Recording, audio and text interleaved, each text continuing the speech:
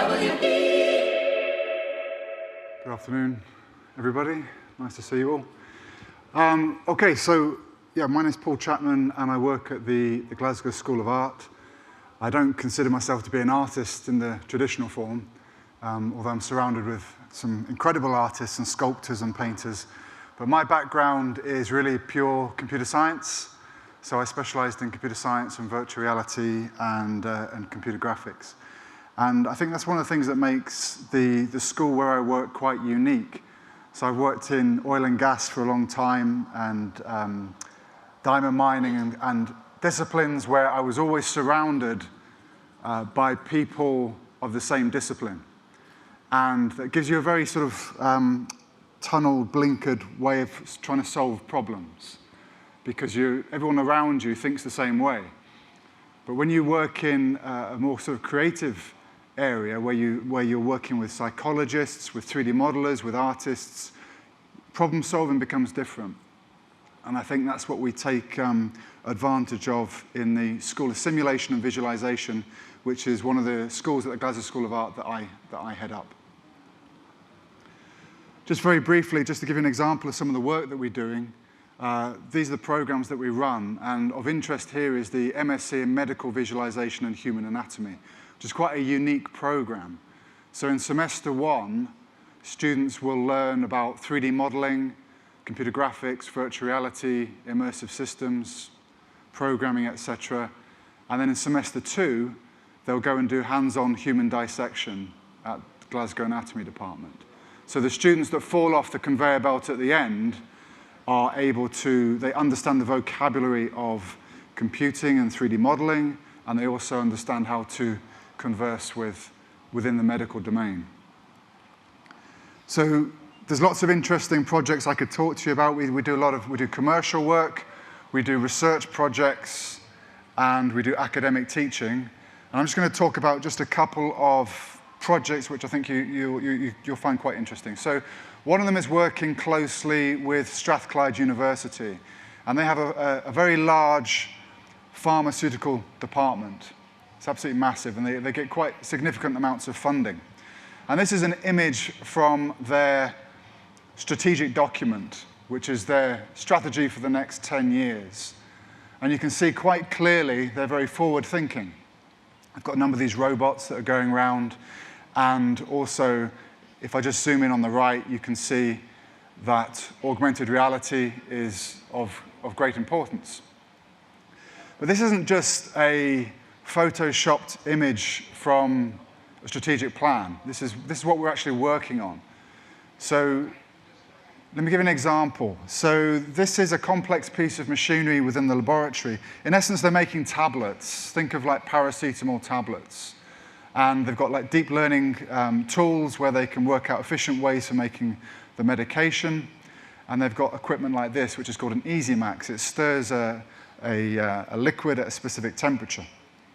And when they try and teach all their students how to use this equipment, there's a bottleneck, because they've only got very few numbers of this equipment, and also it's very expensive. These probes can cost thousands and thousands of pounds. So we want to educate people correctly. So what we've done is we've built a digital twin, and it's a very accurate model.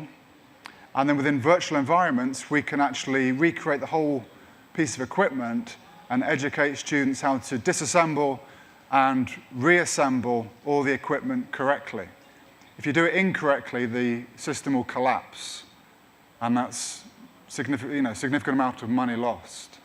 So by educating us within virtual reality, students love this. And we've done lots of experiments with this, and this is a very much improved mechanism for teaching. Students love it, removes the bottleneck. We've got quite a lot of helmet-mounted displays, so we can use this system, and it's very effective. If we were to, and just to let you know, so this would replace, for example, someone sitting with the student and educating them as they walk around the equipment, but then again, you're taking up staff, you're taking up resources, and also you're taking up the equipment from actually being used. If we jump from VR into augmented reality, this is a a pharma lab, which I've built in my flat in Glasgow. So what we've got here is all the laboratory equipment actually within my flat. And I can interact with the equipment. This actually reminds me of Breaking Bad, which we enjoy. I've got a big meth lab in my small apartment in Glasgow. But it's all scalable. It's all accurate equipment. And I can jump between different rooms. This is all running on the HoloLens 2. All the equipment is accurately modeled. And this is what I was saying earlier about having a multidisciplinary team. So I've got really, really good 3D modelers, and I've got really, really good computer programmers. Very different mindsets. It's very rare that you find someone who's a really good modeler and coder. You're sort of Leonardo da Vinci type person. But what I've got here is these pieces of equipment are just churning out data all the time. And you just need to capture it. You just need to grab it. And we'll just jump into into my kitchen. You can see my dog on the floor being squashed by the equipment. Okay, but this is all a wonderful piece of education and learning, and we can go up to the equipment, I can scale it down, and I can interact with it. By the way, the clock hasn't started, so someone's going to have to keep me right with time. So if I just jump forward, you can see how I can scale the equipment as well. I could be in, obviously here in America, I've just landed with you guys. I could be interacting with an equipment and an experiment that's happening in Glasgow in Scotland. This is, again, really useful for educating people how to use equipment.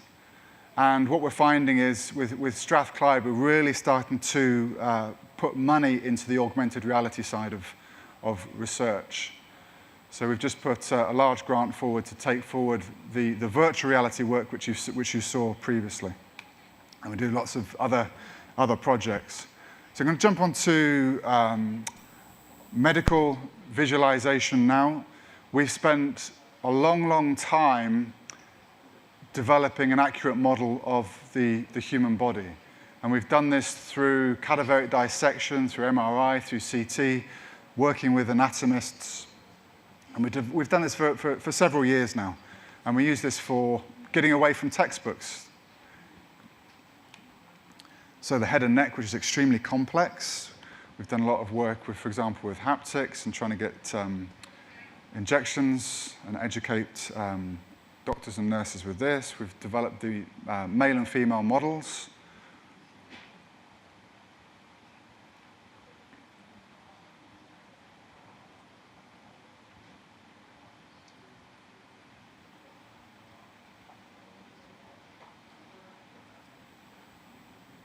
And if you look here, you can see the SimVis skull and the skull that we've created as well on the left.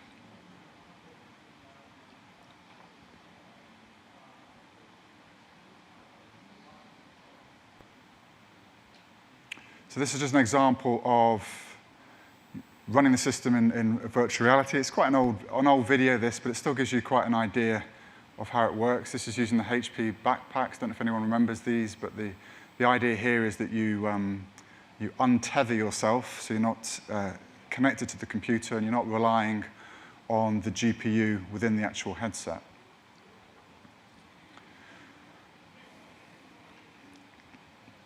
So we can grab bones, we can grab parts of the anatomy, we can put it on the table, we can grab a light and bring the light over and put it directly over our data set.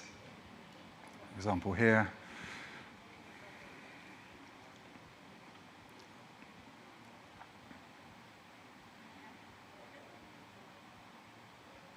And because of the complexity of human anatomy, especially with the head and neck, we're finding this a much more intuitive environment for educating our students.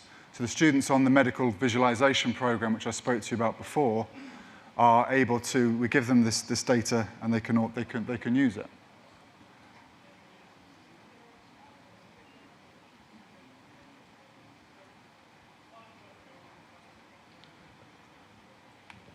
So we've done some pathologies as well. So here, looking at, for example, cancer growth on the tongue. Every time you go to the dentist and your dentist says, can you stick your tongue out? This is what they're looking for. They're looking for growth, cancerous growth on your tongue. And what we're able to do is with every revolution, we can increase the amount of cancerous tissue. So as it just revolves here, you'll see an increment in the cancerous cells.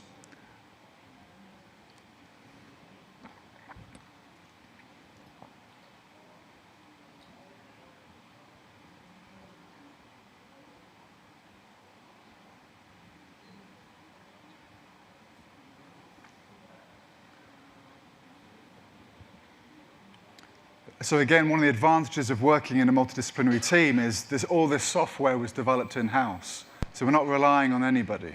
So we have our 3D modelers generating all the anatomy, and then we have our coders developing all the software. So this is the data set that I just described running in our own software.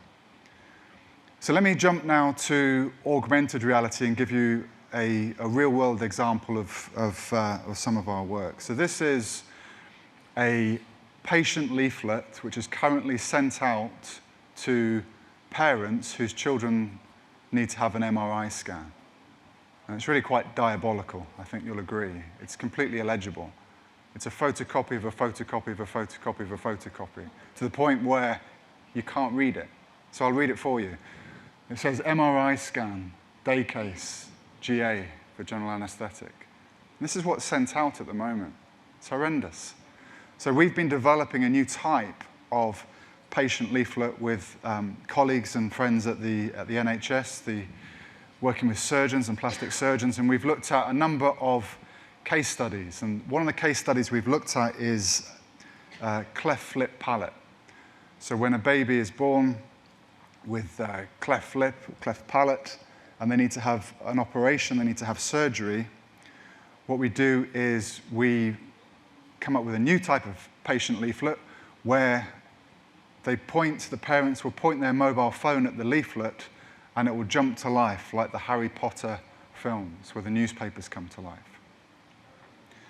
Everybody has a mobile phone. Very few people have a headset, a helmet-mounted display. The other interesting thing to note is that a lot of people, I think 10% of people in the UK are dyslexic, and a large number of people just can't read at all.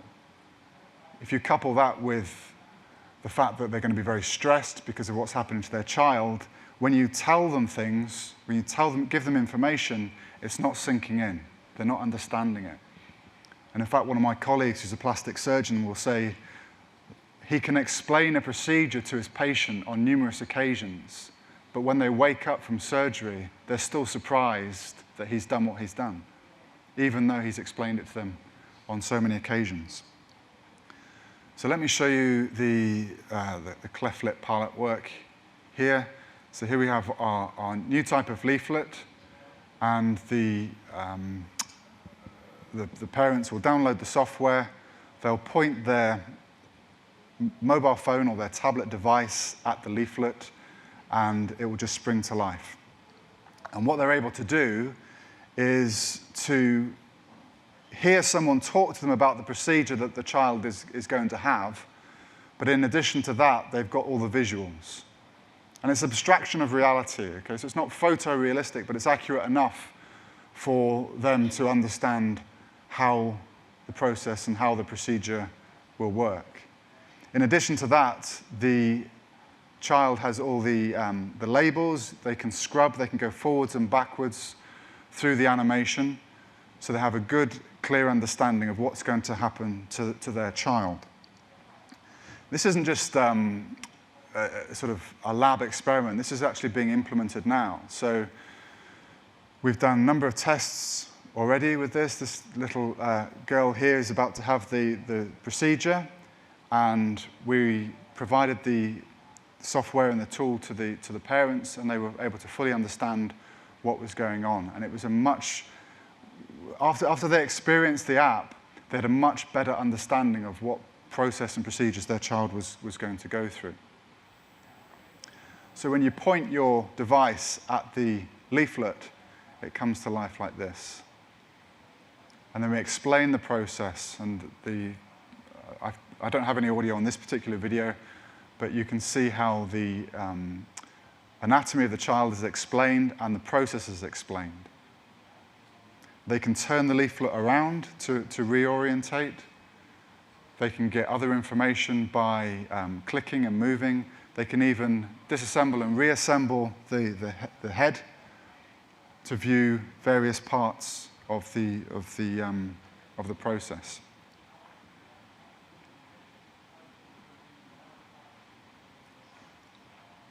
So this is so much more informative than the grayscale patient leaflet that I showed you about 6 slides ago that you couldn't even read.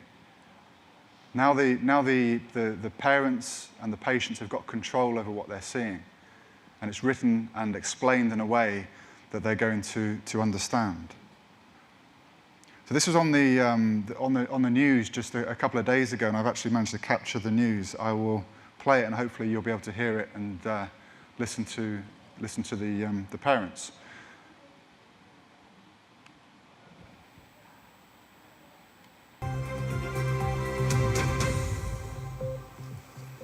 Now, knowing your baby is going to need surgery is a daunting prospect for any parent. In an effort to make that less so, doctors at the Royal Hospital for Children in Glasgow worked with Glasgow School of Art to create an augmented reality app for families of children with cleft lip and palate. The plastic surgeon behind the idea says he was inspired by Harry Potter. Our science and innovation correspondent Laura Goodwin reports.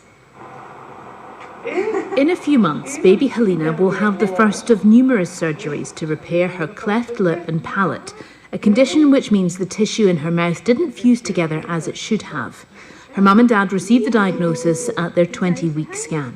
The nurse came and told us, and then it's in a show, you get all that information thrown at you, and then it's in a show, you go home, and you deal with that. Naturally, as a mother, I worried how am I going to feed my baby? Am I not going to have the option to breastfeed because she's got no palate? Am I not going to have that bonding with her? Older, is she going to have friends? How's school going to impact her? Is she going to be picked on? So it was a natural instinct worry. And how are you both? We're good, thanks. And how's Helena? Today the family are being talked through the procedures using an augmented reality app. It uses 3D visuals to quite literally show parents what will happen to their baby. That's amazing, isn't it? Is there information that you're reading there that you weren't aware of before? Yeah, it was the cheek muscles. Okay. I didn't know how, obviously I think it's all together. Okay. I didn't know that I was going to release it in the nostril part as well. Professor Stephen Lowe is the plastic surgeon who came up with the idea. It was inspired by the Harry Potter newspapers. You know, the Harry Potter newspapers that come alive. But 20% of people in the UK are functionally illiterate, they can't read or write, and about 10% have dyslexia. So if we just give them written leaflets, we exclude quite a large percentage of the population.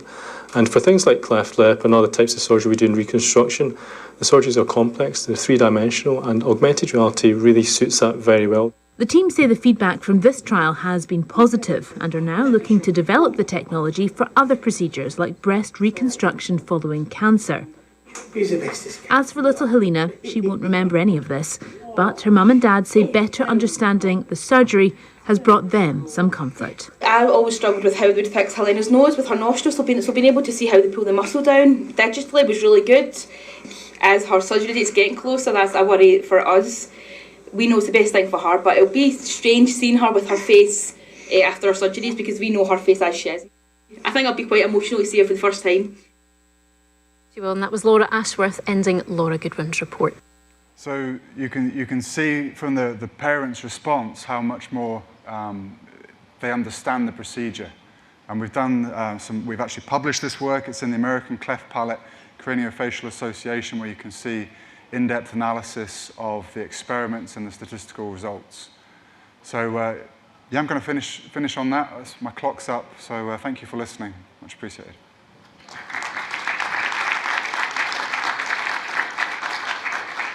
If anyone has any questions, they can come up to the mic and ask. Hi, really great demonstration and demo. That was really inspiring. Okay. There's definitely clear benefits to three-dimensional visualization for patients. Was there any specific metric that you used to measure the efficacy of having to use a tablet and then to do an image tracks thing that as a poster? Because the content is virtual. It could be delivered across the internet, could be delivered through a web browser. Doesn't necessarily need this physical leaflet that may get lost or damaged. Yeah. Was there any particular reason that you decided to do this image track solution? We chose the leaflet because we can still provide information on the leaflet. So yeah, there's other methods we could have used, absolutely. But we've chosen the leaflet because we can't get rid of the leaflet. What we want to do is try and improve the existing leaflets. So we can still encode information, and the leaflet itself can still contain a lot of information for the parent, but it has the added extra of being able to do the augmented reality. Is any of the actual simulation information stored on a leaflet somehow, or is it all down? No, it's all in the phone. Yeah, it's all in the software. Okay. Yeah. So it's just for tracking. Cool. Great work. Thank you. Hi. Hi. Great presentation, as Thank you. was previously said. You mentioned that in some of your VR simulations, you're working with haptics. What exactly are you doing in that realm? Yeah, we've kind of moved away from haptics. We did do some experiments with it, but it was quite a few years ago, and we haven't touched it since then. But it's very expensive and very difficult. Our focus is really very much now on the computer graphics side of things. What we were doing was looking at trying to simulate sort of injection and needles and things. So we did publish in that area, but it was quite a few years ago now. Yeah. Thank you. Thank you, sir. Yeah, it was nice to see the parents could interact with the interface as a source of comfort and engagement. Yeah. And I was going to ask a question about haptics as well. Right. Like for manual physiotherapies and manipulation or handling of body parts, regions. Yeah.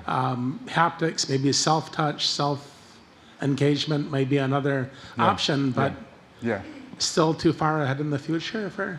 Yeah, I mean, of all the sensory sort of inputs, I think haptics is one of the more difficult ones. I think the visuals we got visuals pretty nailed. Audio, yeah. Haptics and touch is a lot more difficult, and then the really hard ones are going to be taste and smell, which most blue chips are just staying well clear of. But yeah, I mean, with our background, we very much sort of tend to stick around with the graphical side of things. I mean, you can provide some cues, that you're touching something or that you've picked something up. Yeah, like but to get it, to get it accurate to a point for surgery is not. People are studying that, but it's not an area of interest for us. Maybe just the idea of a haptic interface that's synchronized with vision graphics, where they co-occur, like multisensory. No, absolutely, yeah. I mean, when you're touching or picking something up, certainly in virtual environments, it's good to have that trigger. Great, thank you. Okay, no problem.